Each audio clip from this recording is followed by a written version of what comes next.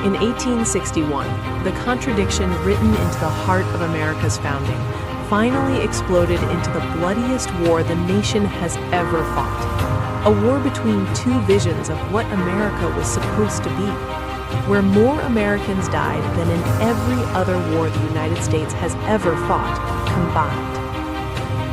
The promise written in 1776 had been deferred for 85 years, deferred through compromises and political deals, through the expansion of slavery into new territories, through the forced removal of entire native nations westward along the Trail of Tears to make room for cotton fields, and through the silence of a nation that called itself free while holding 4 million people in chains. By 1860, that silence was no longer possible.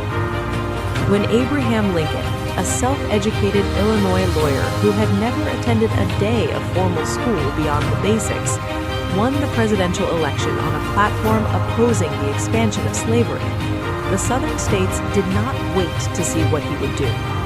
They left. 11 states declared themselves a separate nation, the Confederate States of America. Their vice president, Alexander Stephens, stated plainly what the Confederacy stood for. He called slavery the cornerstone of their new government, and declared in his own words that the belief in equality of the races was a fundamentally false idea. The war that followed was unlike anything Americans had ever experienced or imagined. At the Battle of Antietam on September 17, 1862, more than 22,000 men were killed, wounded, or went missing in a single day, the bloodiest single day in American military history.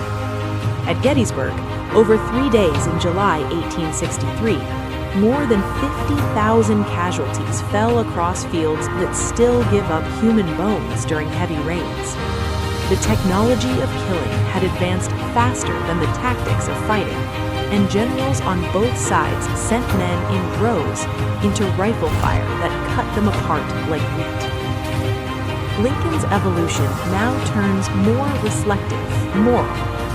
Lincoln had entered the war saying it was about preserving the Union, but the moral weight of what the war had become could no longer be separated from its cause.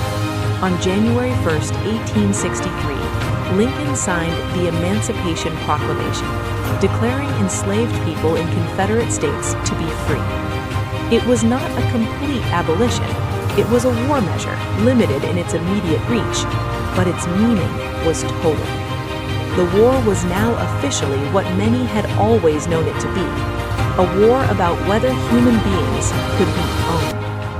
Nearly 180,000 black men enlisted in the Union Army after the proclamation.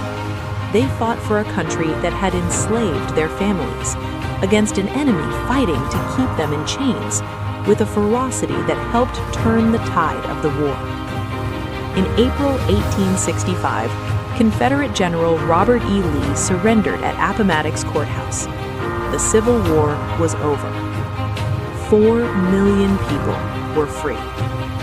5 days later, Abraham Lincoln was shot in the back of the head at Ford's Theater in Washington, D.C., and died the following morning, the first American president to be assassinated. The Civil War killed an estimated 620,000 soldiers on both sides, the death toll greater than the combined American losses in World War I, World War II, Korea, and Vietnam. When civilian deaths from disease, displacement, and starvation are included, some historians place the total toll above 750,000, meaning this single war, fought entirely on American soil, consumed more American lives than every other conflict in the nation's history put together. The 13th Amendment abolished slavery in 1865. The 14th Amendment declared all persons born in America to be equal citizens. The 15th Amendment gave black men the right to vote. For one brief, extraordinary decade known as Reconstruction, black Americans held political office, built schools and churches, and began constructing the lives they had been denied. And then, Systematically, it was dismantled. Federal troops withdrew. Jim Crow laws replaced the slave codes. Reconstruction was strangled in its cradle. So here is the question that the Civil War forces us to ask. When a nation fights the deadliest war in its history to settle a moral question, and then refuses to fully honor what it won, what does that say about the distance between the ideals a nation proclaims and the will it actually summons to live them? The story of America's discovery is not a comfortable story, and it was never meant to be. It is a story of 25,000 years of human civilization building itself slowly and brilliantly across an entire continent, and then colliding in a single century with forces of conquest, disease, and greed that erased most of it within living memory. It is a story of people crossing oceans in search of freedom and building their new world on the broken lives of people who had no choice in the matter. It is a story of a nation founded on words of breathtaking moral clarity by men who lived in daily moral contradiction. And it is a story of a country that fought the bloodiest war imaginable to redeem a promise it had made to itself, and then struggled and continues to struggle to honor what that war cost. America is not a simple thing. It never was.